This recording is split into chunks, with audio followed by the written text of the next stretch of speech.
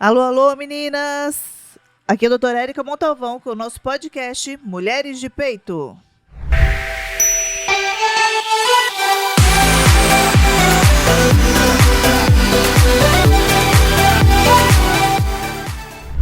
Olá, olá! Mais uma gravação do nosso podcast. A gente está voltando de novo às gravações. Falar que a gente está em julho, viu? Mas essa gravação vai mais um pouquinho mais para frente. Antes eu quero deixar alguns recados importantes. O nosso podcast pode ser escutado no Spotify, Mulheres de Peito. É só ir lá e seguir a gente também, porque agora também segue. E no YouTube, doutora Érica Montalvão, tem uma sinetinha, clica nela, porque aí o YouTube vai saber e vai poder mandar para mais pessoas. Tá bom? Se inscrevam no canal, hein? Não esqueçam, senão eu vou apanhar aqui do povo do bastidor. Hoje, o tema escolhido já é um tema que a gente pensa mais faz um tempo em falar sobre o assunto, mas calhou que deu tudo certo agora, né?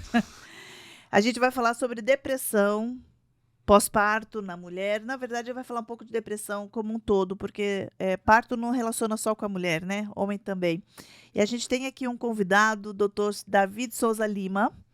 Ele é psiquiatra. Eu vou deixar daqui a pouco ele se apresentar, mas ele é vice-presidente da Associação Paulista de Medicina de São José dos Campos. E ele é médico bacharel em Direito. Olha só, medicina e advocacia. É isso mesmo, né? Eu fiz direito também. Bom, Davi, fala pra gente um pouquinho sobre você, de onde você é, onde você se formou, pra gente saber, poder te conhecer um pouquinho mais. Primeiro agradecer o convite, viu, Érica? Obrigado. Eu nasci aqui em São José dos Campos, vivia, né, até os meus 17 anos aqui, depois eu saí para fazer intercâmbio, fiz faculdade de medicina, eu fiz a faculdade em Santos, na Faculdade de Ciências Médicas de Santos, a FICEMES.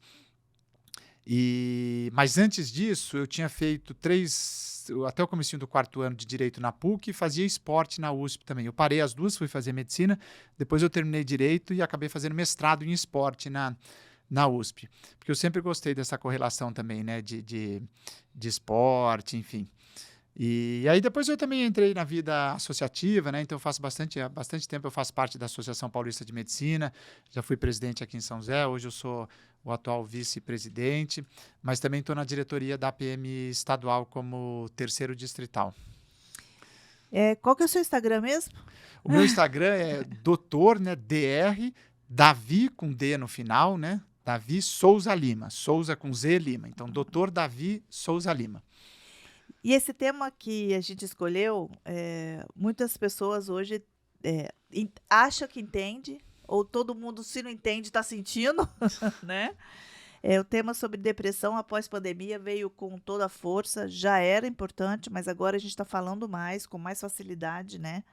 Porque deu uma globalizada aí, se não era, agora é mais, né? Após a pandemia, você percebeu no seu consultório um aumento ou não? Sempre foi intenso a procura? Eu percebi, durante a pandemia foi engraçado, porque muitos colegas médicos fecharam o consultório e tudo mais, eu em nenhum momento eu fechei o consultório. Então, durante a pandemia, o meu consultório até melhorou, para te falar a verdade, porque as pessoas estavam... Foi um período muito difícil, né? Tanto em 2020, quando teve aquele desespero geral, e depois de 2021, quando teve aquela segunda onda, março, abril, maio, que nesse período chegaram a morrer 5.000 pessoas por dia no Brasil. E as pessoas estavam realmente, do ponto de vista mental, muito, muito mexidas. Então, foi um período bastante difícil. E hoje a gente não... Agora está se preocupando mais, mas a gente não se preocupava muito com o emocional, com o psicológico, né? Com os cuidados. Se cuidava só da saúde física. Exatamente, E a gente sabe que hoje a questão da saúde física e mental, a gente não pode ter uma dicotomia, né? E separar. Porque a gente sabe que aquela velha história, né? Que os gregos já diziam, né? Mens sana in corpore são. Se a sua cabeça está boa, a chance do seu corpo estar bem é grande e vice-versa. Mas eu acho que a atenção à saúde mental realmente, nesses últimos tempos, aumentou nesse sentido. E como eu lido com mulher, a gente percebe que assim, mulher tem um pouco mais de facilidade de admitir, né? Que está com alguma alteração, algum probleminha emocional, psicoemocional que seja, também. Mas aumentou muito também porque elas são um pilar em casa e tiveram que dar conta de todo em volta, né? Filhos, marido, né? Home office. As que trabalham fora estão home office em casa e as que não trabalhavam fora, agora está todo mundo em Tá casa. todo mundo em casa, é. Essa história de que a mulher é o sexo frágil é uma besteira, né, porque na verdade a mulher é muito mais forte que o homem se a gente parar para pensar. Até por isso que você falou, a mulher com muita frequência tem essa dupla jornada, né, porque a mulher hoje trabalha fora e vai para casa e ainda cuida dos filhos, cuida de uma série de coisas. Não que os homens também não façam isso, tem muitos homens ajudando nesse Sim, mudou sentido e bastante. mudou bastante. Mas no geral ainda se predomina esse aspecto de que, né, a mulher que tem que cuidar de casa, e tudo, que é uma besteira, mas enfim, culturalmente ainda, de certa maneira, existe essa questão. E isso acaba fazendo com que a mulher fique muito sobrecarregada em vários aspectos, né? A depressão, falando um pouco no nosso, assim, das mulheres e na gestação, é maior? É menor? Essa é uma questão. A gestação, teoricamente, é um período para ser uma gestação normal, você sabe melhor do que eu, né?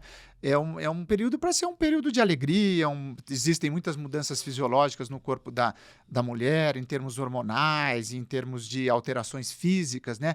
Então é um período que, se está tudo bem, é um período para a mulher curtir, para ir numa boa, enfim. Claro que eventualmente tem alguma questão aqui ou ali, mas não é um período de doença. A gestação, estar grávida não é estar doente, né? Mas hoje em dia a gente vê, né, com uma certa frequência, por uma série de outros fatores também, mulheres grávidas entrando em períodos onde elas ficam deprimidas durante a gestação e pós-parto também acontece. A gente sabe que hormonalmente fica com sentimentos à flor da pele, a sensibilidade à flor da pele na gestação, né? Então a gente fala assim, quando vem o pré-natal, o marido sempre. É o único momento que o marido vem na consulta com o ginecologista é quando está no pré-natal. E tudo certo.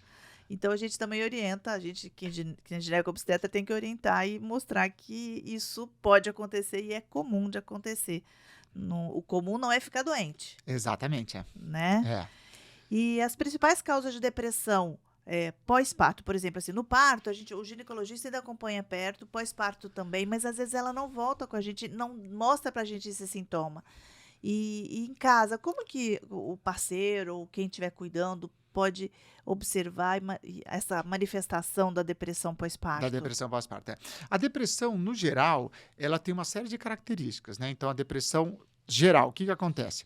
Normalmente a pessoa começa a ficar triste, desanimada, sem vontade de fazer as coisas, perde a energia, perde o prazer em fazer uma série de coisas que ela fazia naturalmente, e junto com isso muitos sintomas secundários acontecem. Alteração no padrão de sono, é muito comum a pessoa ter dificuldade muitas vezes para manter um sono adequado, ela costuma ficar mais irritada, mais nervosa, às vezes ela pessoa, né? A pessoa começa a ficar com pensamentos de morte, se é uma depressão grave pode entrar questões de suicídio, e isso tem que ocorrer por pelo menos 15 dias seguidos, a maior parte do tempo, gerando um sofrimento para a pessoa e um prejuízo na vida da pessoa. Quer dizer que 15 dias a gente tem que, se tiver contínuo ali, tem que ficar alerta mesmo. Tem que ficar alerta. E assim, a depressão está muito ligada a uma alteração de comportamento. Se você convive com a pessoa, você percebe que alguma coisa está errada, né? Porque depressão não é tristeza é diferente. Então, se você acorda um dia triste, desanimado, porque aconteceu alguma coisa ruim ou algum evento que você, né, aconteceu e você não está muito bem, isso é normal. Agora, quando isso começa a se tornar constante, pelo menos 15 dias seguidos, com todas essas alterações que eu falei, isso é um sinal de alerta e com uma probabilidade muito grande de ser doença depressão. E a depressão pós-parto, no consultório a gente orienta as pacientes no sentido que a gente já sabe das alterações hormonais, as modificações corporais, aí, bom, o neném saiu, aumentou o trabalho, ela não está dormindo direito, está amamentando, está com o peito inchado, dolorido, ou às vezes dificuldade de amamentar, né? Se sentindo feia, sem energia, mas ela precisa dar conta, Exatamente, né? Então, assim, em casa é importante analisar alguns sinais um pouco mais específicos, mas é normal, eu costumo dizer, pós-parto as pacientes chorarem bastante.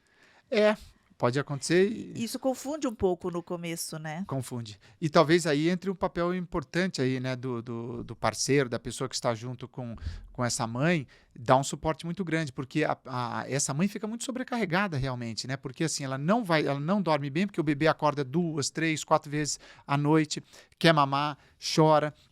A mãe fica muito cansada, né? Uma sobrecarga muito grande. Muitas vezes os afazeres de casa, em alguns locais, isso fica uma sobrecarga para a mulher, por incrível que pareça também. Então, se a pessoa que está junto com ela não ajuda, fica muito mais complicado. Daí a chance de realmente isso se tornar uma doença é muito maior. A gente comentou assim, sobre os sinais, né? Alguns sinais que a gente pode perceber.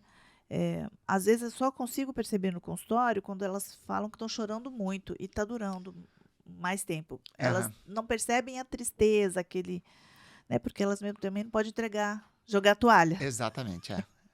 Mas quando começa a durar esse choro por muito tempo, a gente, né, comenta, olha, vamos ter que dar uma olhada diferente para o que está acontecendo. E não é só o choro, né? Essa coisa, a pessoa começa a ficar desanimada, ela começa a ficar sem energia, sem pique para fazer as coisas. Às vezes começa a vir pensamentos ruins na cabeça, né? Pensamentos de que não vai dar certo, não vai ser correto. Alteração no padrão de sono, né? Eu lembro assim, e nem de longe uma depressão, quando eu acabei de chegar da maternidade com meu primeiro filho no elevador embaixo, lá no subsolo, né, com meu filho ali pro meu marido, eu falei assim, a gente vai dar conta? É. Aquela sensação que a gente não vai dar conta. Imagina que eu que tenho uma ligeira noção do que pode acontecer, imagina quem não tem noção, né? E talvez o primeiro filho seja ainda mais difícil, né? Pela questão do novo, né? Da novidade, né? Então, quando a mãe tem o primeiro filho, tudo é novo, né? E isso gera uma ansiedade também um pouco maior. E se ela não tem um suporte, não só familiar ou de outras pessoas, fica mais difícil. Então é importante Por pensar isso que nisso. a gente comenta, é legal tentar planejar mesmo o momento da gestação para você planejar esse pós dentro, né, da sua escolha de ser mãe, porque é importante, não é só planejar estar grávida, É. porque isso diminui um pouquinho a pressão no pós. Tudo na vida que você pode, de certa maneira, planejar e fazer com uma organização, algo mais prévio, é interessante. Agora, por outro lado, do ponto de vista mais filosófico, a gente Não tem jeito. a gente tem a sensação de que a gente tem o controle das coisas, mas no fundo, a gente não tem o controle de nada, né? A gente não sabe o que vai acontecer daqui 1 minuto, 2 minutos, 5 minutos. A gente lida com probabilidades. Então é interessante isso. Se você puder, não estou falando que você não deve se organizar e programar para fazer as coisas, mas muitas vezes a vida acontece uma série de coisas que você acha que não era para acontecer e aconteceu. E Eu vou te acontece. falar o que eu falo no consultório, que assim, as pacientes agradecem porque não foi falado para mim e eu não tinha essa ideia antes. Eu Aham. falo, olha, já enche o congelador de comida pronta. Já faz as compras antes de ir para a maternidade, se puder. Deixa a geladeira cheia, as fruteiras cheias, os armários cheios. Já deixa alguém já esperto que você vai precisar na primeira semana para te ajudar, pelo menos no básico, porque só se tirar esse peso, você tem que organizar Exatamente. tudo É. e ficar só concentrado no bebê já é um ganho, Já é um ganho fantástico. né? É. A hora que eu falo, gente, vai no supermercado, enche as prateleiras, deixa tudo cheio. Faz de conta que vai acabar o mundo. Mas pelo menos umas 15 dias você tá Você está tranquila. tranquilo e o foco vai ser só o bebê realmente, né? Porque o bebê tem uma demanda muito grande, né? A mãe precisa estar muito próxima mesmo, né? Esse tempo de depressão pós-parto, assim, para vocês, é, depois de 15 dias ou depois de mais tempo? A definição de depressão pós-parto, normalmente assim, o mais comum, né? Existem algumas definições, mas o mais comum é assim, depois que o bebê nasceu, até 1 ano, depois de 1 ano, se a mãe desenvolve um quadro depressivo, você fala em depressão pós-parto. Existem pessoas que falam que pode ser um pouquinho mais, um pouquinho menos, enfim. Mas a grande questão, muitas vezes, não é a questão de falar em quanto tempo, a questão é de você observar a sintomatologia que a pessoa está, o sofrimento no qual ela está inserida, e aí você tem que intervir para tentar ajudar essa pessoa. E tem relação, quem já tem histórico de depressão maior do que quem não tem, ter depressão pós-parto? Tem essa relação, ela é interessante, porque o quadro depressivo ele se caracteriza da seguinte maneira, né? Se você tem algum familiar, pai, mãe, tio, tia, avó, que tem depressão, irmão, a sua chance em termos de probabilidade é maior do que a população em geral. E quando você já fez um primeiro quadro depressivo, então isso, se você deprime uma segunda vez, isso já é chamado de uma depressão recorrente, né? Pode se tornar uma depressão crônica, né? Se você começa a deprimir 2, 3, 4 vezes. A gente costuma falar o seguinte, o primeiro quadro depressivo que a pessoa tem, você vai tratar essa pessoa em torno de 1 ano, 9 meses a 1 ano. A pessoa melhorou, está bem, você tenta tirar o remédio e a pessoa ficou bem, você tira o remédio. Se a pessoa deprime novamente, você normalmente vai ter que dar remédio para essa pessoa em torno de 2 a 3 anos, né? Um segundo quadro depressivo. E se a pessoa, daí você tira o remédio, a pessoa ficou bem, vai embora. Se ela deprime novamente, a pessoa vai ter que tomar remédio por 5 anos ou o resto da vida. Isso não é uma receita de bolo, pode variar um pouquinho aqui e ali, mas é um número que estatisticamente a gente costuma usar para tentar ajudar essas pessoas. É, por que essa relação familiar de depressão? Química, neurológica? Tem uma questão genética, né? A gente sabe que assim, quando você tem pessoas na família que, como a maioria das doenças, né, na área médica, sempre essa questão hereditária, genética, se tem pessoas na família que têm um problema, não significa que você vai Mais ter chance só. maior chance. Se o seu pai é diabético, sua mãe é diabética, não significa que você vai ser, mas é uma chance maior do que uma pessoa que não tem Sim. pai e mãe diabético. Então, tem essa questão. Agora, tem uma questão também, né, de meio ambiente, onde você vive, uma questão muito ligada ao estresse, muito ligada a como você reage, como você consegue reagir realmente nesse meio ambiente mais hostil que às vezes se apresenta para a pessoa. Então, assim, não é só uma questão familiar, tem uma série de outros fatores que podem influenciar no diagnóstico de depressão. É, a curiosidade que eles levantaram foi essa mesmo. Por que algumas pessoas desenvolvem mais depressão pós-parto, tem mais possibilidade de depressão pós-parto? E se você falando isso, a gente já correlaciona histórico familiar, um estresse, né, que ocorreu na gestação, Aham. alguma ruptura ali, que seja, a gente sabe que tem chances, né? E por quanto tempo a gente pode considerar o diagnóstico de depressão pós-parto? Você falou até mais ou menos 1 ano, até 1 ano pode aparecer. Pode aparecer, E também tem uma questão relacionada à depressão, que é uma palavrinha que o pessoal fala muito, né, que é a questão da resiliência, né? A resiliência nada mais é do que a capacidade de você suportar pressão. O que é suportar pressão? Quando você está num ambiente hostil e o seu corpo vai reagir de alguma maneira. Tem pessoas que muitas vezes estão em ambientes muito desagradáveis e muito ansiogênicos, tensos, e essas pessoas tiram de letra, como se nada tivesse acontecendo. E outras pessoas, às vezes, levam isso muito à flor da pele.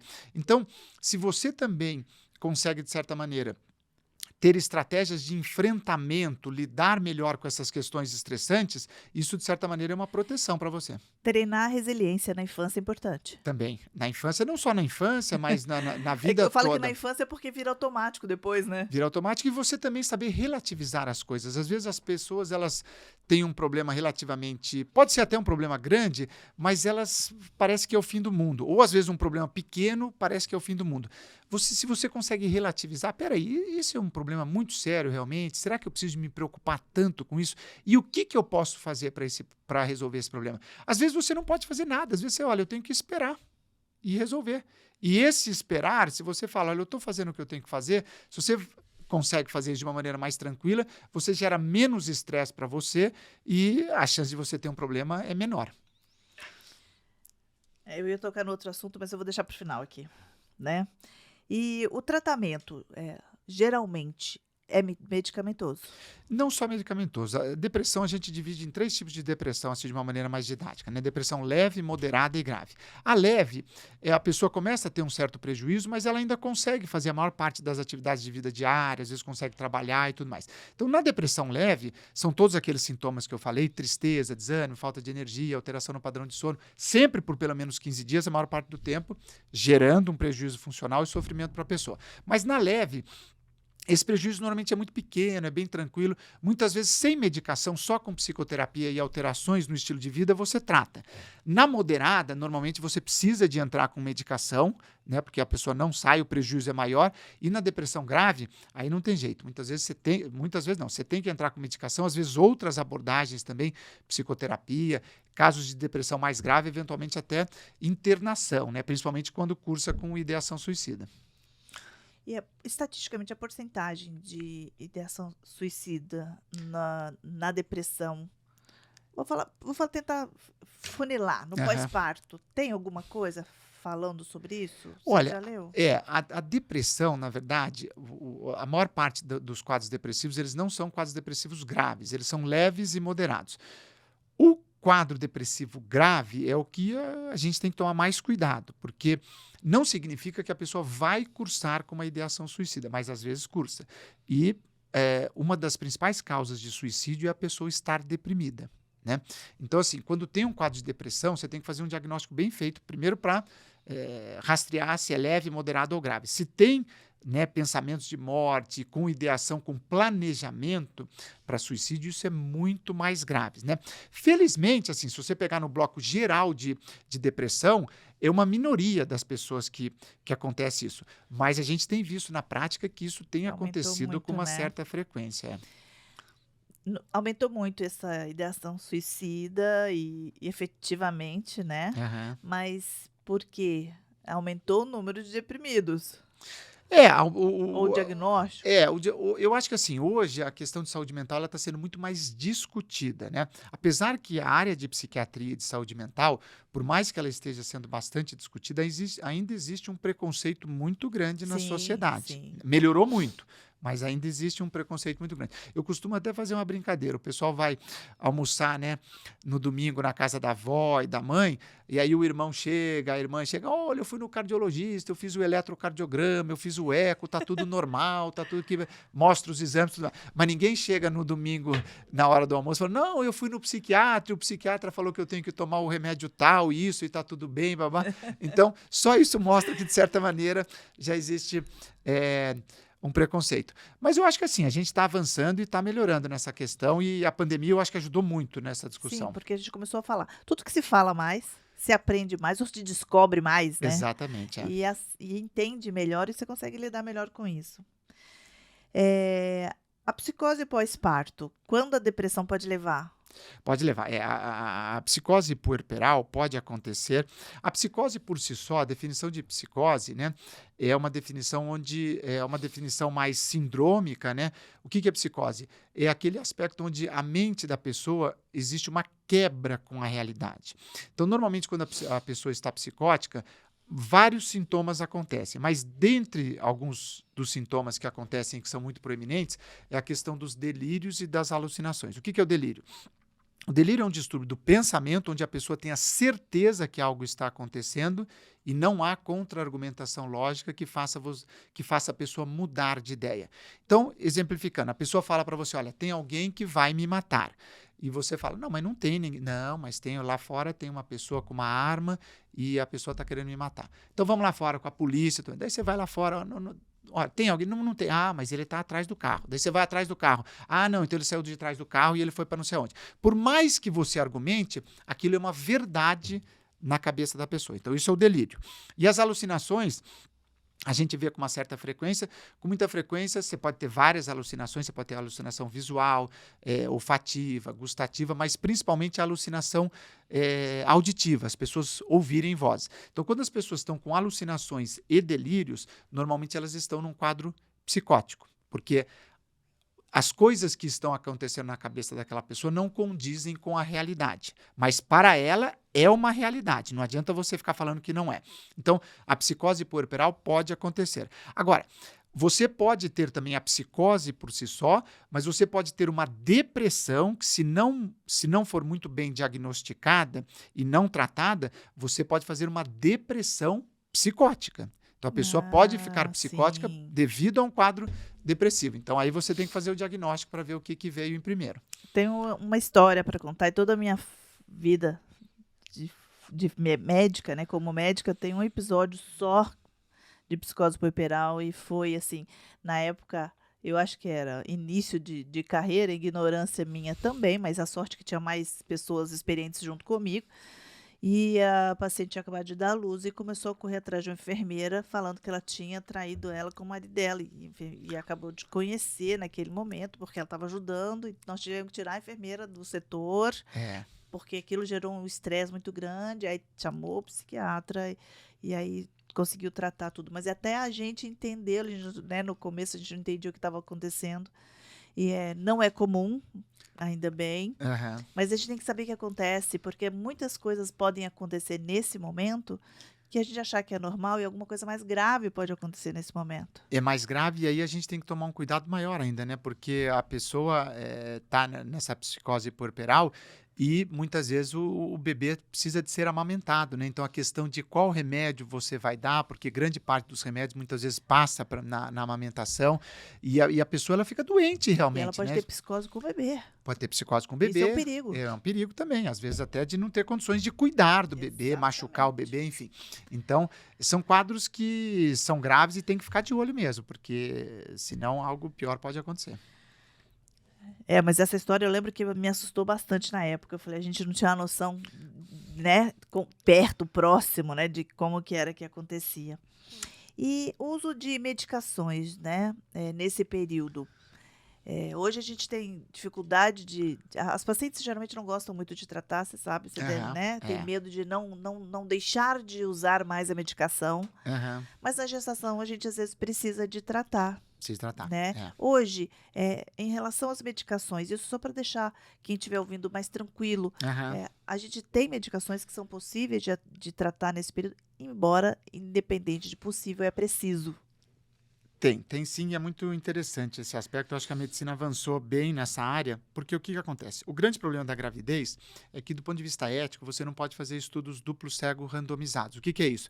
Você pegar, por exemplo, 1.000 mulheres que estão grávidas, vamos colocar 500 de um lado e 500 do outro. Vamos dar um remédio X para ela e vamos dar placebo aqui, vamos ver o que vai acontecer. Esse tipo de estudo é proibido de fazer na gravidez. Sim. Então, na verdade, o que acontece na gravidez são estudos que, na verdade, você observa o que está acontecendo com a mulher. A mulher, quando ela fica grávida, na verdade, quando ela faz o diagnóstico de gravidez, ela já está grávida no mínimo há 15 dias. Por quê? Porque se você pegar um ciclo, né, de 30 dias, ela menstrua, ela ovulou no meio do ciclo, ela teve a relação e engravidou. Aí, como é que ela descobre que ela está grávida? A menstruação não vem, né? Ela desconfia. Mas daí ela fala... Só que a menstruação não vem, já passaram-se 15 dias, então ela já está grávida há 15 dias. Só que ela, não, eu estou estressada, eu estou muito tensa, vai fazer o teste depois de um mês e Já tomou meio. remédio até falar chega às Então, com vezes. muita frequência, hoje a pessoa ela está grávida e ela está tomando remédio, e aí ela já está tomando remédio há um mês e meio, daí ela descobre que está grávida. E começaram a se fazer estudos nesse sentido, né? Porque o que acontece então, né? E aí se viu que, na verdade, assim, não existe medicação 100% segura, né? Isso não existe. Mas a gente viu que algumas medicações, a chance de dar um problema é muito pequena. Dentre elas, por exemplo, grande parte dos inibidores seletivos de recaptação de serotonina, né? Aqui no Brasil se usa muito, principalmente, a fluoxetina e a sertralina. Então, são dois remédios que, assim, na gravidez, a chance de dar um problema é relativamente pequena. Mas eu volto a dizer, a gente não tem estudo duplo cego randomizado, que são os estudos com padrão De de né? segurança maior.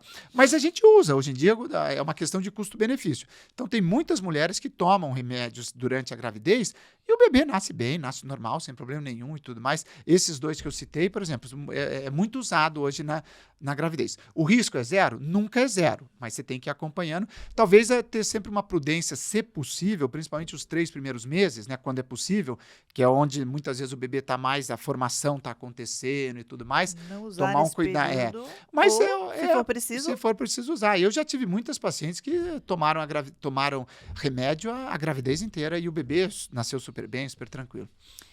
Hoje, acho que não só hoje, mas sempre teve, mas agora a gente está falando mais, o uso de drogas na gestação, elas pelo menos dizem que param, né? A gente Aham. acredita sempre nisso. Mas o uso de drogas durante a gestação pode aumentar a incidência de depressão e de psicose pós-parto?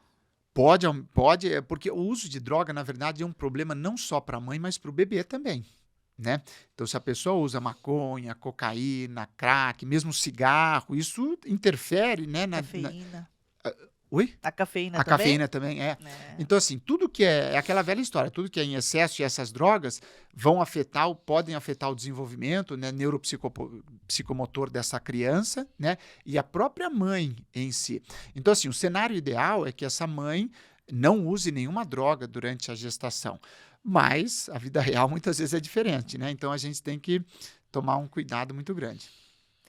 Como é dado o diagnóstico de depressão pós-parto? A gente já falou aqui, né? Já falou, Normalmente. Perceber esses sintomas, esses sinais.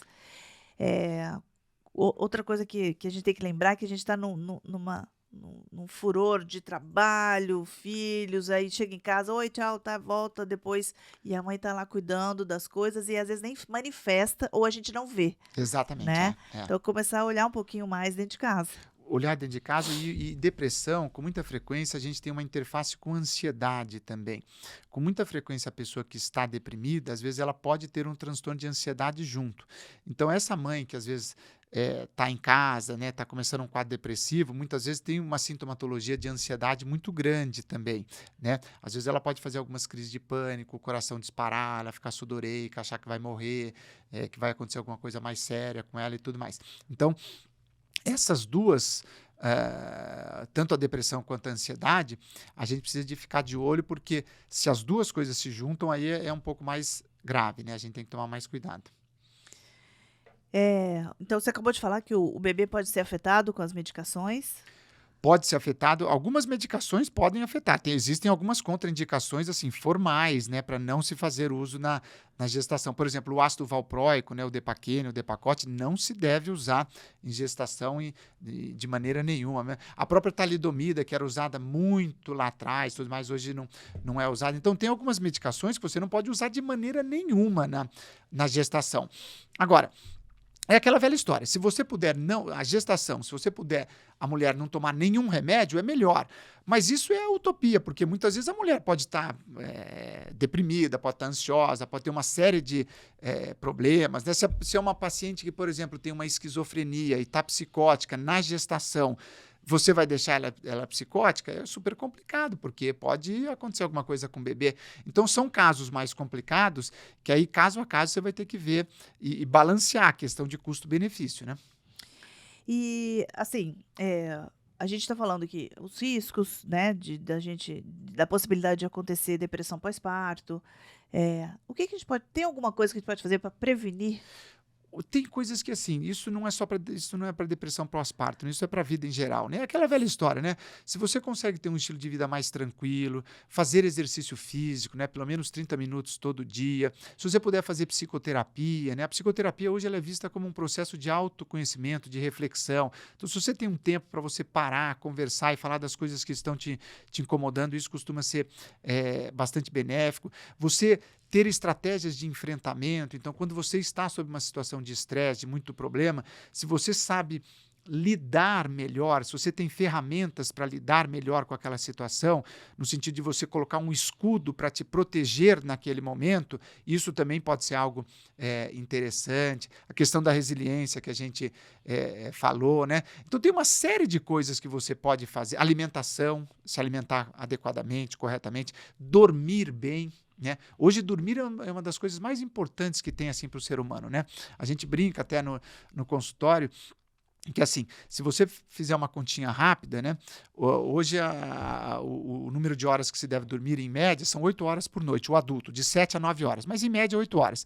Então, se você pega uma pessoa que vive 90 anos, se ela teve uma vida normal e dormiu 8 horas por dia, se ela viveu 90 anos, ela passou 30 anos dormindo. Só esse número mostra como o sono é importante. Então, se você cuida de tudo isso e as coisas estão indo bem, a chance de você fazer um quadro depressivo é menor. A gente tem falado aqui quase todos os podcasts exatamente isso. Melhora de qualidade de vida, melhora a saúde, né? E afasta um pouco mais as doenças orgânicas e emocionais, psicoemocionais, né? A alimentação correta diminui açúcares e carboidratos, a gente sabe que é importante. Eu cito uma coisa no consultório e as pacientes morrem de rir. Eu falo, olha, é o alimento do câncer, o que que é? É o açúcar. Quando você vai fazer a investigação daquele PET scan, o que que você põe no contraste? A glicose, né? Então, por aí você tem uma noção prática, visível, palpável, o que que alimenta as nossas doenças, né? Mas a atividade física melhora, diminui o estresse, faz você dormir melhor, você se relaciona melhor com você e com o seu corpo, você se relaciona melhor com o parceiro. Então, assim, é tudo que vem junto, né? Não tem um fator, não tem uma atividade única. Se fosse, seria fácil tratar, né? Talvez nem precisasse da gente. Tem um amigo meu que brinca que seria fantástico se a gente pudesse terceirizar o exercício, né? Vai lá e corre 30 minutos para mim, vai lá na academia, faz 1 hora de exercício para mim, mas não dá. Então, você tem que fazer exercício, né? E assim, beber água, dormir, né? O fato de dormir, que a gente tem falado um pouco mais. Eu comentava, como é que o senhor perguntava, como é que é seu sono no consultório? Eu pergunto sempre, mas assim, nunca dei tanta ênfase, né, como agora. E hoje eu falo, nós vamos melhorar seu sono para eu poder entrar com tal condução, né, do tratamento, ou se seja na menopausa, eu tento melhorar o sono dela, porque eu sei que vai ter melhor resposta do meu tratamento, Não, com certeza. E a né? insônia, ela tem aquela questão, né, de que você tem, às vezes, uma insônia inicial, que é aquela pessoa que tem dificuldade para iniciar o sono. Você tem a insônia intermediária, né, que às vezes a pessoa tem dificuldade para manter o sono. E a insônia terminal, que a pessoa, ela iria dormir das 10 às 6 da manhã e aí ela acorda às 4 e não consegue mais dormir. E dentro dessa insônia inicial, intermediária e terminal, você pode ter as três juntas, né? Então é super complicado. E hoje tem um exame que você pode fazer que muitas vezes pode te ajudar bastante desses dados mais objetivos, que é a polissonografia. Me corrige aqui, me ajuda se for utopia, se for mentira também, pode falar que não tem problema. Tem uma relação com insônia inicial e ansiedade ou angústia, insônia terminal? Como é que funciona? O ansioso, normalmente ele costuma ter insônia inicial, porque o que acontece? O ansioso, quando ele deita na cama, como ele é ansioso, ele fica com 300 milhões de coisas na cabeça, né? Nossa, eu tinha que fazer isso, eu tinha que fazer aquilo, eu não fiz isso, amanhã eu tenho que fazer isso, aquilo e tudo mais. E aí, para você dormir, você tem que estar o mais relaxado possível, o mais tranquilo possível. Se você está com muita coisa na cabeça, você não consegue relaxar e dormir. A gente tem até uma dica, assim, para os ansiosos, que a gente chama das bad notes, né? Bad notes, cama, né? Anotações na cama. Então, meia hora antes de dormir, Anota, você né? escreve num papel. Parece que é brincadeira, mas faz diferença, funciona. Funciona sim, Amanhã eu tenho que né? lavar o carro, eu tenho que fazer isso, eu tenho que fazer aquilo e tudo mais.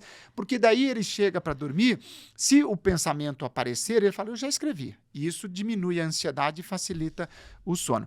O deprimido, muitas vezes, tem a questão do despertar precoce, né? O deprimido, às vezes, ele até inicia o sono, ele eventualmente tem até um sono relativamente regular, mas pode ter alguma alteração, mas ele ia acordar às 6, 7 horas da manhã, acorda às 4 e não consegue mais dormir. Então, esse despertar precoce acontece com uma certa frequência no deprimido. Mas também não é uma receita de bolo, isso pode ter uma interface e algumas mudanças nesse sentido.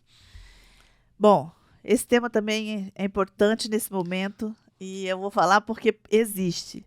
Quer dizer, eu acredito. Existe depressão pós-parto em homem? A definição estrito sensu, né, de depressão pós-parto, então a definição mais fechada é uma definição relacionada à mulher, né? Mas hoje, se você falar num aspecto mais amplo, você pode entrar nessa discussão, porque o pai, né, ele também, hoje os homens, eles participam mais, né, do dia a dia da casa, do cuidado, da criança e tudo mais. Então, muitas vezes, hoje não é infrequente, muitas vezes a mulher ter uma renda maior do que o homem, né? Então, muitas vezes o homem fica, às vezes, mais em casa e tudo mais. Apesar de culturalmente isso ainda está mudando, mas existe essa questão. Então, pode acontecer sim. O homem pode ficar deprimido nesse período, mas, do ponto de vista até mais geral, depressão é uma doença que acontece mais em mulheres do que em homens. Não estou falando nem na depressão pós-parto, estou falando no geral. na proporção de 2:1. Existem algumas hipóteses relacionadas à questão hormonal, né? Que os hormônios na mulher têm uma questão de mexerem mais com a oscilação hormonal, né? e mexer mais com o humor. Às vezes essa questão que a gente já falou, essa sobrecarga que a mulher tem muitas vezes, porque ela, além dela trabalhar hoje fora, às vezes tem a dupla jornada em casa também. Então existem algumas teorias nesse sentido aí. Mas, estatisticamente, a gente vê que é mais comum. E tem um outro questionamento também. A mulher, como você muito bem disse, ela procura muito mais por atendimento médico, né? Não só na área de psiquiatria, mas a mulher cuida melhor da saúde do que o homem, isso não tem dúvida nenhuma, né? Então, muitas vezes, como ela procura mais os atendimentos de saúde, os diagnósticos também são mais feitos na mulher do que no homem. Se fosse tendo o diagnóstico de uma paciente com depressão pós-parto, ou eu já vou até tirar um pouquinho da depressão pós-parto, depressão no geral, tanto homem e mulheres. Como que você orienta a família nesse momento? De cuidados, que pode ser feito, qual caminho seguir, porque às vezes eles ficam meio perdidos assim, né? Ficam meio perdidos. É importante, primeiro, assim, muitas vezes o paciente não vem com a família. Quando vem com a família e aí o paciente autoriza, a gente chama a família e conversa com eles. Primeira coisa importante é mostrar para a família que isso não é frescura, é uma doença. Porque tem gente que acha que é frescura. É frescura, é vagabundagem, não está fazendo nada, não quer fazer isso, aquilo. Então você tem que mostrar para a pessoa que, olha, a pessoa está doente, está sofrendo e a gente vai ter que ajudá-la. Quanto mais a família estiver próxima e ajudando, é melhor. Né? Aí você tem que fazer um diagnóstico, se é uma depressão leve, moderada ou grave. Se for leve e moderada, relativamente mais tranquila. Né? Se for uma depressão grave, aí você tem que chamar a família e deixar a família muito em cima mesmo, porque aí a chance, se você não tratar e a família não ajudar, a chance de dar um problema sério é grande. E a gente tem uma fase da vida que a gente fica meio parecido deprimidos, pelo menos em casa, na rua não é. A gente sabe disso, que é o adolescente, né? Uhum. E que você diria para os pais, nesse momento, observar o que pode estar diferente do esperado para adolescente, que pode ser uma depressão, né? Porque assim, a gente vê que aumentou muito o número de adolescentes deprimidos. A adolescência é um período da vida muito interessante, né? Porque o que acontece? O adolescente, né? Do ponto de vista assim, de idade, é considerado assim, a partir dos 12 anos de idade até os 18, né? Existem algumas outras classificações, mas no geral é isso, né? A criança até os 12 anos de idade, dos 12 para cima, adolescentes. Claro que tem uma questão aí de também hormonal, de puberdade, de sinais que aparecem, enfim.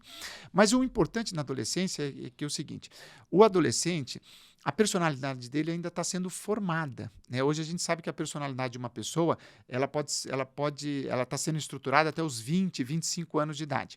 Então, essa formação da personalidade, ela faz com que o adolescente tenha algumas características diferentes do que acontece com outras pessoas. Primeiro, ele tem uma necessidade muito grande de estar em grupo, de ser aceito por outras pessoas. E para ele estar em grupo, muitas vezes ele precisa de entrar em embate com os pais. Então, esse embate com os pais, embate no bom sentido, dele estruturar a personalidade. Então, por isso que às vezes surgem muitos problemas na adolescência, porque o pai e a mãe querem uma coisa e o adolescente não aceita. Mas, no fundo, ele está querendo formar a personalidade dele no sentido de que, olha, eu individualmente eu quero isso, meu pai quer aquilo, mas eu quero isso. Então, bate de frente e dá esses problemas. Então, uma coisa interessante é tanto o pai quanto a mãe tentarem entender que é um período, né, diferente da vida, e não adianta também toda hora ficar batendo de frente. Eu não estou falando que não tem que ter limite. Tem que ter limite porque a estrutura, para você formar a personalidade de uma pessoa, é importante ter limites. Mas você, em alguns momentos, você vai ter que saber negociar. Porque se você, a todo momento, você achar que você vai ganhar esse embate, o adolescente não vai aceitar e vai surgir uma briga a cada momento, e isso vai afastar mais, o pai, né? e a mãe do adolescente. Então, eu acho que é importante entender como é a estrutura de um adolescente, para que você, enfim, possa ajudá-lo nessa passagem de período, que às vezes é difícil para o adolescente, não é tão simples assim. Porque o adolescente quer dormir muito, não quer sair do quarto, né? Pede para fazer as coisas, está cansado, né? É diferente um pouco do deprimido, né? Então é isso. Mas às vezes os pais falam, é só adolescente. E às vezes ele está trancado no quarto com depressão. Tá muito tênue para gente que é pai e mãe acertar esse ponto de diagnóstico, né? Acho que isso está sendo difícil hoje. Está sendo difícil. E hoje é importante também porque assim, hoje a gente tem muitos estímulos, né? E muitos estímulos eletrônicos. É o celular, é o videogame, é a televisão, é a Netflix, são os streams, enfim. Então você tem que tentar fazer o adolescente também sair um pouco desse mundo e ir para o mundo externo, o mundo da vida, realmente. Né? Tomar sol, vai jogar futebol, vai jogar vôlei, vai correr, vai andar, mas se você não tomar cuidado, às vezes o adolescente quer ficar o dia inteiro jogando videogame, e aí ele quer dormir tarde porque está jogando com um amigo e tudo mais. Quando isso acontece 1, 2 vezes é uma coisa. Agora, quando isso se torna um padrão, começa a ficar mais preocupante. Eu falo assim, eu fiz terapia na minha adolescência, né? Não tenho problema nenhum falar, eu sou melhor por causa da minha terapia. Eu falo que hoje eu sei exatamente quem eu sou por causa disso. Não que eu não saberia se eu não precisasse, né? É porque eu precisava e eu fiz. Então eu falo, gente, não tenham medo. Procurem ajuda porque isso é importante. Uma dúvida, só para a gente poder encerrar, porque eu já tive o sinal ali que tem muita coisa para perguntar, mas assim, eu vou tentar sintetizar. Se fosse para você deixar uma mensagem importante, tanto para homem quanto mulheres, em relação à depressão, de alerta, de cuidado, o que que você deixaria?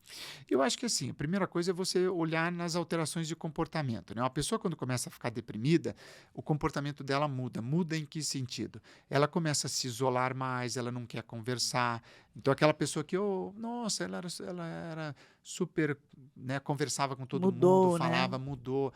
Ela começa às vezes perder a energia, deixa de fazer as coisas, o sono não fica bom. Então, se você conhece a pessoa, você começa a perceber, opa, essa pessoa não está bem. Então, ir e conversar com ela e ver o que está acontecendo e, às vezes, pedir ajuda, às vezes não, pedir ajuda de um profissional para tentar fazer o diagnóstico. Mas eu diria que, assim, talvez uma coisa muito interessante é não levar a vida tão a sério, né? Eu acho que as pessoas hoje, elas levam a vida de uma maneira muito tensa, muito carregada, muito de que tem que fazer, o mundo está assim, na verdade, né? O mundo está Produtivo. muito ansiogênico hoje em dia, né?